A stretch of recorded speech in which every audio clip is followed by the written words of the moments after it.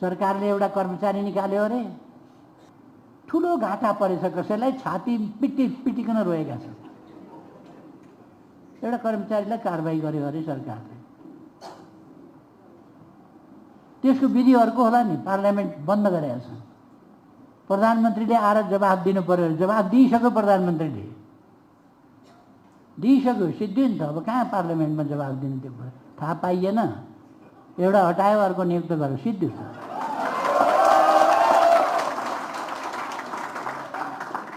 यसमा पनि फेरि मोर्चाबन्दी। वाह,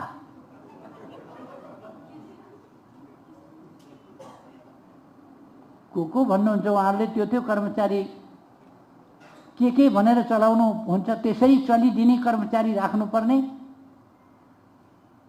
सरकारलाई असहयोग गर्ने, नटेर्ने, देशलाई अप्ठ्यारोमा पार्ने,